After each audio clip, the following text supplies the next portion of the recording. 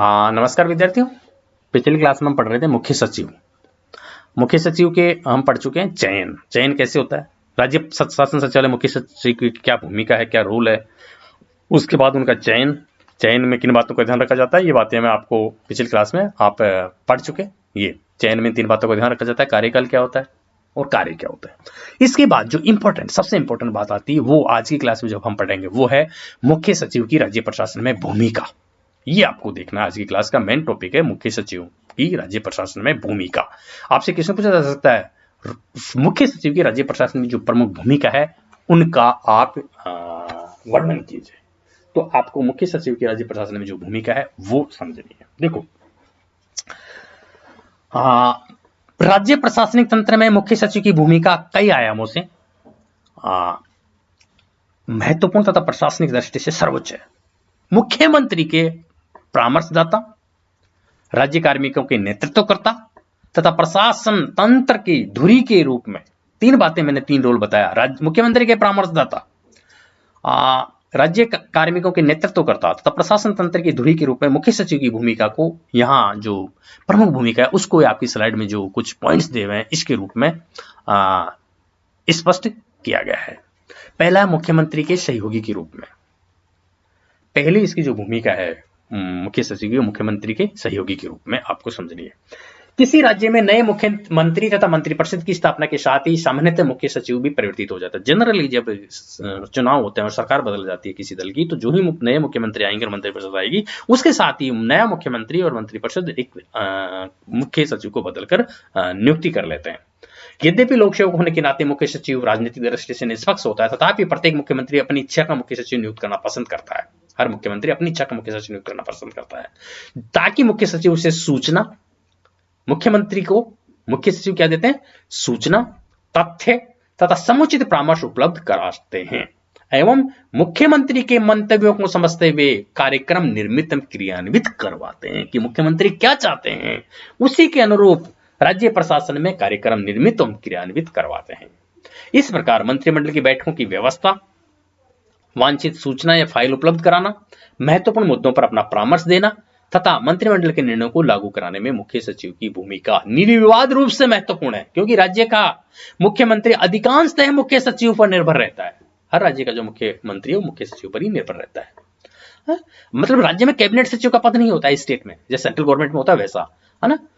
तो एक ये समझना है कि राज्य प्रशासन की जो भी नीतियां होगी, कानून होंगे, कार्यक्रम होंगे, नवीन योजनाएं, उनके निर्माण में मुख्य सचिव की महत्वपूर्ण भूमिका होती है। मुख्यमंत्री द्वारा जनता से किए गए वायदों की क्रियान्विति इत्यादि सभी में मुख्य सचिव बहुत कुशलता से अपना कार्य निष्पादित करता है, क्योंकि मंत्रिमंडलीय बैठकों तथा अन्य मंचों पर राजनीतिक मंत्रीगण कई प्रकार की बाध्यताओं तथा स्वार्थों से घिरकर अपना मत प्रकट करते हैं, जबकि मुख्य सचिव को अपने दीर्घ प्रशासनिक अनुभव एवं प्रवर्तित कानूनों के अनुसार निर्णय करना होता है। मतलब कि मंत्री और उनके बीच मध्य यह अंतर होता है कि मुख्य सचिव विशद प्रशासनिक अनुभव रखता है, लंबा प्रशासनिक अनुभव रखते हैं मुख्य सचिव, और उन प्रशासनिक अनुभव के आधार पर किसी भी कानून, कार्यक्रम एवं नीति के निर्माण में जो व्यवहारिक कठिनाइयां आती है उनको लागू करने में उनसे वो मुख्यमंत्री को अवगत कराते हैं प्रमुख सहयोगी के रूप में, और उनके कार्यों को संपन्न में अपना योगदान देते हैं। मुख्यमंत्री के दौरों, बैठकों तथा लोगों से मुलाकात के क्रम में मुख्यमंत्री के सचिव के साथ मुख्य सचिव भी तालमेल बैठाता है। मुख्य सचिव के अलावा मुख्यमंत्री का अपना एक अलग ऑफिस होता है जिसको बोलते हैं चीफ मिनिस्टर ऑफिस, सीएमओ, उसमें उनके एक अलग सचिव होते हैं। तो मुख्यमंत्री के जो भी दौरे हैं, बैठ गए हैं, उन लोगों से मुलाकात कर रहे हैं, वो जो मुख्यमंत्री के सचिव होंगे उनके साथ कोऑर्डिनेशन रखता है मुख्य सचिव। राज्य सरकार के विभिन्न विभागों से महत्वपूर्ण तथा नीतिगत मुद्दों से जुड़े प्रकरणों की फाइलें मुख्य सचिव के पास आती है। विभिन्न विभागों से संबंधित महत्वपूर्ण और नीतिगत मुद्दे, पॉलिसी डिसीजन के जो मुद्दे होते हैं वो मुख्य सचिव के पास आती है। राज्य सरकार के विभिन्न विभागों से सारे विभाग, जो भी विभाग है, उनमें जो महत्वपूर्ण और नीतिगत मुद्दों से जुड़े प्रकरण होंगे वो जरूर चीफ सेक्रेटरी के पास आते हैं, जिन्हें वह मुख्यमंत्री के पास अग्रेसित करता है तथा संबंधित प्रकरण पर अपनी टिप्पणी परामर्श भी देता है। योग्य, चतुर तथा धैर्यवान मुख्य सचिव कुछ विवादित प्रकरणों में कानून की पतली गलियों के माध्यम से अपने मुख्यमंत्री को संकट से उभार भी सकता है। मुख्यमंत्री के पास आने वाली जन शिकायतों की जांच तथा सुनवाई का कार्य मुख्य सचिव के माध्यम से संबंधित विभाग तक भेजा जाता है। इस प्रकार मुख्यमंत्री के सहयोगी के रूप में मुख्य सचिव महत्वपूर्ण भूमिका अदा करता है। अब आता है अगला, इसका जो रोल है मंत्रिमंडलीय सचिव के रूप में, है ना। मंत्रिमंडलीय सचिव के रूप में मुख्य सचिव क्या कार्य करता है? एज ए कैबिनेट सेक्रेटरी के रूप में। कैबिनेट सेक्रेटरी के रूप में का मतलब ये है कि ये हम ये समझ सकते हैं कि जो मंत्रिमंडलीय सचिव के रूप में जो कार्य दिए जाते हैं वो कौन से प्रमुख कार्य हैं। देखो, मंत्रिमंडलीय सचिव के रूप में मुख्य सचिव 3 मुख्य रूप से कार्य करता है, जो आपकी स्लाइड में दिए हुए हैं। मंत्रिमंडलीय बैठक से संबंधित कार्य, नीति निर्माण प्रक्रिया में योगदान देते हैं, और मंत्रिमंडलीय निर्णयों का क्रियान्वयन तथा फॉलो अप। ये 3 मुख्य कार्य है मुख्य सचिव के मंत्रिमंडलीय सचिव के रूप में। मुख्य सचिव राज्य मंत्रिमंडल का भी सचिव होता है, स्टेट जो कैबिनेट है उनका सचिव होता है मुख्य सचिव। मंत्रिमंडल सचिवालय विभाग मुख्य सचिव के सीधे नियंत्रण में काम करता है। जो मंत्रिमंडल सचिवालय विभाग होगा स्टेट में, वो सीधे मुख्य सचिव के सीधे नियंत्रण में कार्य होता है। और उस मंत्रिमंडलीय सचिवालय विभाग का जो राजनीतिक प्रमुख मुख्यमंत्री होता है, ठीक है ना। इस विभाग के प्रमुख कार्य क्या है? मंत्रिमंडल सचिव विभाग के मंत्रिमंडल को सहायता देना, नीति समन्वय केंद्र के रूप में काम करना, और निर्णयों का क्रियान्वयन, आवश्यक सूचनाएं प्रदान करना इत्यादि मंत्रिमंडलीय सचिव के कार्य हैं।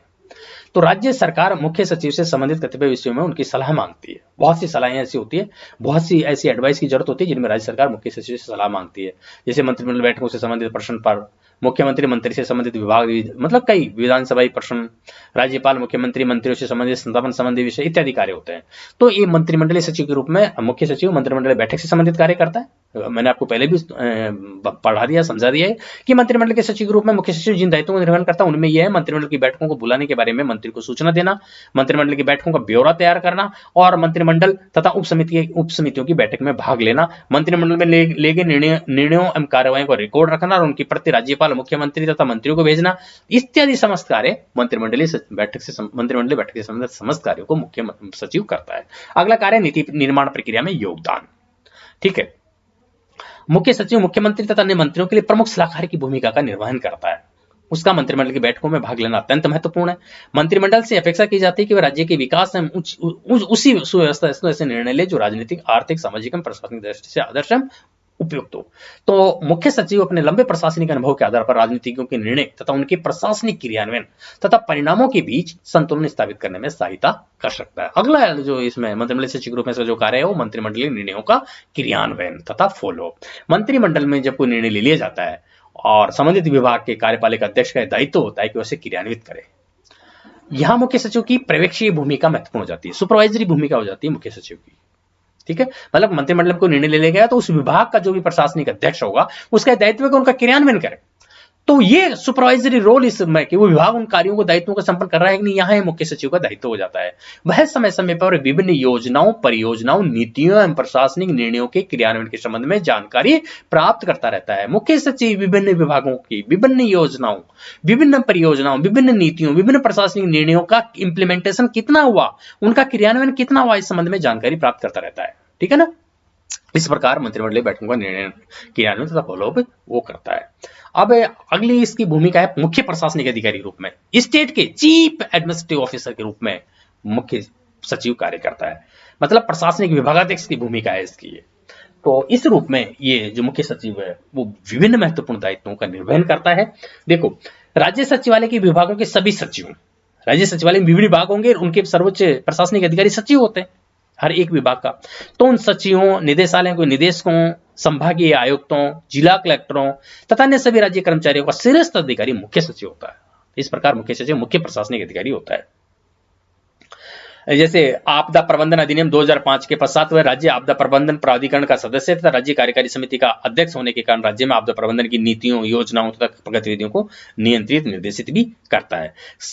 आपको यहाँ पर यह समझना है कि विभिन्न विभागों के प्रशासनिक प्रमुख के रूप में मुख्य प्रशासनिक अधिकारी, राज्य के स्टेट के मुख्य प्रशासनिक अधिकारी के रूप में मुख्य सचिव राज्यपाल तथा मुख्य न्यायाधीशों की नियुक्ति के लिए राष्ट्रपति द्वारा जारी वारंट, शपथ ग्रहण समारोह को पढ़कर सुनाता है। लोकायुक्त को शपथ दिलाने में पूर्व राज्यपाल द्वारा जारी वारंट पढ़कर सुनाने का कार्य मुख्य सचिव करता है। तो इस विभिन्न विभागों के मुख्य प्रशासनिक अधिकारी के रूप में मुख्य सचिव अपनी विभिन्न भूमिकाओं का निर्वहन करता है। इसी प्रकार अगला इसका कार्य कुछ विभागों के प्रमुख के रूप में, कुछ विभागों के प्रमुख के रूप में मुख्य सचिव कार्य करता है। कुछ विभागों के तो हेड ही वही होते हैं। यद्यपि मुख्य सचिव राज्य के संपूर्ण प्रशासन तंत्र का प्रशासनिक प्रमुख है, संपूर्ण राज्य प्रशासन तंत्र का, लेकिन कुछ विभाग ऐसे हैं जिनका सचिव पद कभी कभी मुख्य सचिव द्वारा भी धारित किया जाता है। मतलब किसी स्टेट में दूसरा IAS अधिकारी सचिव नहीं होगा, वो मुख्य सचिव के पास ही रहेगा वो विभाग।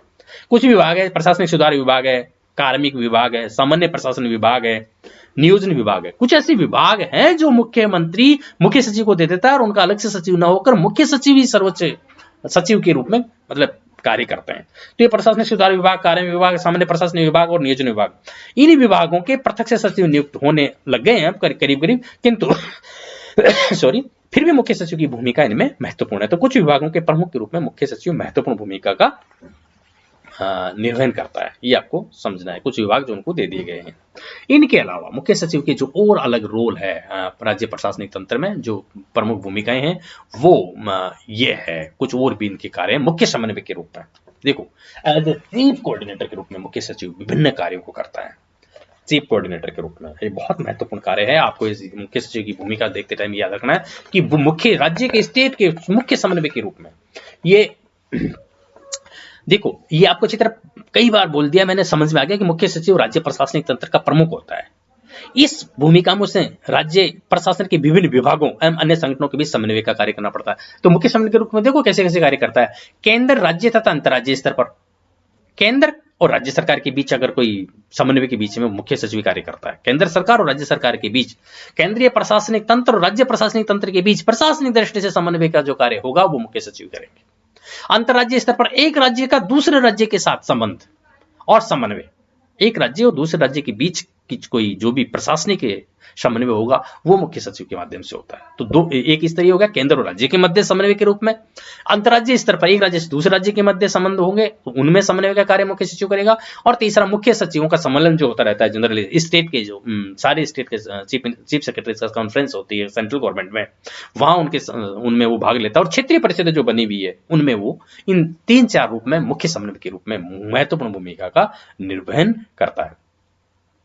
विभिन्न, जैसे अब स्टेट में बात करें हम, विभिन्न विभागों में संगठनों के कार्यकलाप इस प्रकार से संयोजित किए जाने चाहिए ताकि कार्यों कार्यक्रमों में दोहराव न हो। मतलब आपस में विभिन्न विभागों के बीच, स्टेट के भी, राज्य के भी, एक विभाग से दूसरे विभाग के मध्य आपसी समन्वय एवं सहयोग बना रहे, एक सेक्रेटरी और दूसरे सेक्रेटरी के बीच कोई विवाद न हो, आपस में कोऑर्डिनेशन बना रहे, ये देखना मुख्य सचिव का दायित्व है। तो केंद्र राज्य के मैंने बता दिया, दोनों की मध्य सेतु का कार्य वही करता है, मुख्य सचिव के सम्मेलन में भी वही भाग लेता है। और क्षेत्रीय परिषदें जो है, क्षेत्रीय परिषदें क्या है, राज्य पुनर्गठन अधिनियम 1956 के द्वारा स्थापित की गई थी। क्षेत्रीय परिषदें मतलब कुछ 4-5-6 राज्यों को मिलाकर एक परिषद बनाई गई थी, राज्य पुनर्गठन अधिनियम 1956। तो इस समय जो है करीब 5 क्षेत्रीय परिषदें कार्यरत है और उनके अंतर्गत सभी राज्य तथा केंद्र शासित क्षेत्र आ जाते हैं। आपस में परिषदें बना दी गई 5-5-6 स्टेट को मिलाकर। तो प्रत्येक क्षेत्रीय परिषद उस क्षेत्र के राज्यों से मिलकर बनती है।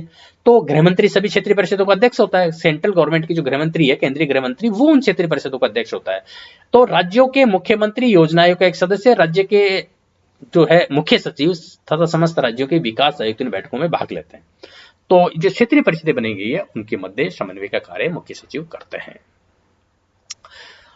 अगला जो है, राज्य के अंतर्गत अंतर्राज्यीय स्तर पर भी समन्वय करता है। राज्य के अंतर्गत अंतर्राज्यीय स्तर पर देखो क्या होता है, राज्य प्रशासन में समन्वय की आवश्यकता होती है ना।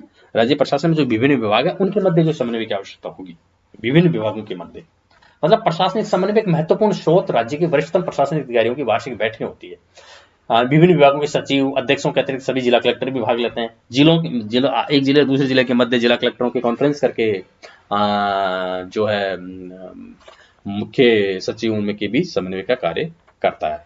तो विभिन्न समझना यह कि विभिन्न राज्य के अंतर्गत अंतर्राज्यीय स्तर पर जो विभिन्न विभाग हैं उनके मध्य समन्वय के रूप में महत्वपूर्ण भूमिकाओं का निर्वहन करता है।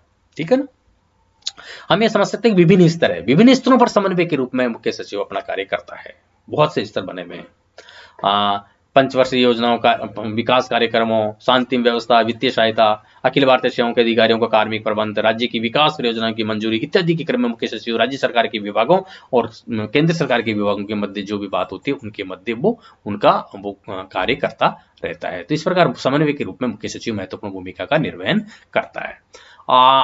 ये लास्ट हम इसका भूमिका बोल सकते हैं, आपातकाल में इसकी महत्वपूर्ण भूमिका होती है। आपातकाल जब लग जाता है, देखो, युद्ध तथा अशांति या वित्तीय संकट के कारण घोषित होने वाले राष्ट्रीय आपातकाल, आर्टिकल 352 जो आपको राष्ट्रपति पढ़ते टाइम बता दिया गया है। युद्ध तथा अशांति या वित्तीय संकट के कारण घोषित होने वाले राष्ट्रीय आपातकाल तथा राज्य में संवैधानिक तंत्र की विफलता पर राष्ट्रपति शासन की घोषणा के समय जब 356 के अंतर्गत राष्ट्रपति शासन लग जाता है, तब राज्य सरकार का मंत्रिमंडल चूंकि निष्क्रिय हो जाता है, 356 लग गया, राष्ट्रीय आपातकाल लग गया, तो मंत्रिमंडल निष्क्रिय हो जाएगा, तो राज्यपाल वास्तविक सत्ता बन जाता है। उस टाइम आपातकाल में राज्यपाल वास्तविक सत्ता बन जाता है। इस स्थिति में मुख्य सचिव की राज्यपाल के प्रति वैसी ही हो जाती है जैसे कि पूर्व में मुख्यमंत्री के साथ थी। मुख्य सचिव और मुख्यमंत्री के बाद जो संबंध थे वो राज्यपाल और मुख्य सचिव के मध्य हो जाते हैं। राज्य के शासन कार्यों को सफलतापूर्वक संचालित करने के लिए मुख्य सचिव को राज्यपाल महोदय के परामर्शदाता एवं कार्यकारी या निष्पादक अधिकारी की भूमिका निभानी पड़ती है।